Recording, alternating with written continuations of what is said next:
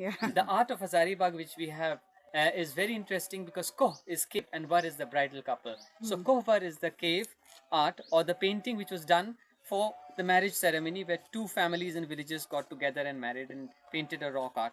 Now this tradition carried on to the mural painting houses when the men people sedentarized. Now it is very interesting that we have recently had a film crew which came down from Australia because they have found that there is a DNA connection between five tribes of India: Birhors, Mundas, Gonds, Marias, and Murias. And these five tribes had settled in Australia 60,000 years ago. So there was a Australian Aboriginal who had a Munda DNA in him. His name was Ernie Dingo, and he came down with a camera crew, and we went to a place called Isco, which is a rock art site in Hazaribagh, which we discovered 30 years ago. And we filmed the rock art connections of Australia and India, and the Munda connection, and the connection between the tribal art of Hazaribagh and the art of Australia. So this film is called The Greatest Migration. It will come out in March this year, March and April. And this traces the connection between the Great Migration which took place in the Ice Age 60,000 years ago. This art is very important because Kohvar is a scratched art where the wall is prepared black with manganese or kali matti, and it is then applied with dudi matti, which is the milk colored mud. And before the milk colored white mud dries, they scrape it off with broken pieces of comb or bamboo strips. And this scratching or petroglyph is very close to the first expressions of man, which was done on the bones, which was done on the pottery shards, which was continued into the house wall tradition. So this is a very, very early art, the Kohvar art.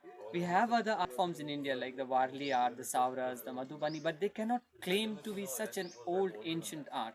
And in Hazaribagh, the family that you have here, the Imam family, we have uncovered the Paleolithic age going right back to 1 lakh years old, and a continuous habitation from the Middle Paleolithic, Lower Paleolithic, Mesolithic, Neolithic, Chalcolithic, Copper, jewelry, and Iron Age, which is in our collection. So this continuity which we have had in Hazaribagh states that there were humans here living all this while, and these humans migrated into Australia. And this is an amazing story which has been filmed, and many people are aware of it. And the art, which is the painted art, is another art in Hazaribagh which is done in the winter. It is called Sohrai. So is to drive an animal. So, tatanana. And Rai is a stick.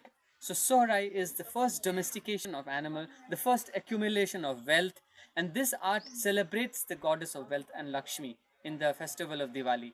So both these art, the Kohvar art, the marriage art when the families were being united or human society was being formed, to the first accumulation of wealth in the Sohrai art. These two art forms in Hazaribagh in themselves are something worth all the praise for Hazaribagh, which the world acknowledges.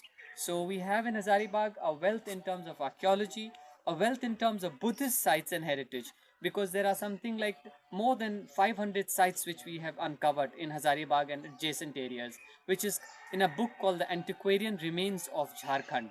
That book in itself is a Bible for archaeology and history students, which Bulu has written. Our family's research for 30 years, which took about 4 years of publication. And that unveils to you the entire history of the North Chotanagpur region, because we had huge megaliths which were erected, and these megaliths or big stones were places where the Aboriginals or the people who were living here had erected these stones in memorial of the dead. Now those became astronomical significances, and later when the Pala period, you had the Pala Rajas come into Jharkhand from Bengal, they found these big stones, and they made these people understand in terms of culturalization that we will make big temples. And it has been noted by Ramala Thapar, the greatest historian, that within the vicinity of 500 to a kilometer of a megalithic site, you will find Buddhist sites. And consecutively over the years, we have found more than 200 Buddhist sites in this area of this nature, which is lying abandoned in the villages, huge relics and reliquaries, stupa remains and idol remains. So there is history in every, you can say, step of Hazaribagh and Jharkhand. You just need to go out with the person who is dealing with it, and you will have the continuous evolution from the art and the understanding of human evolution in terms of art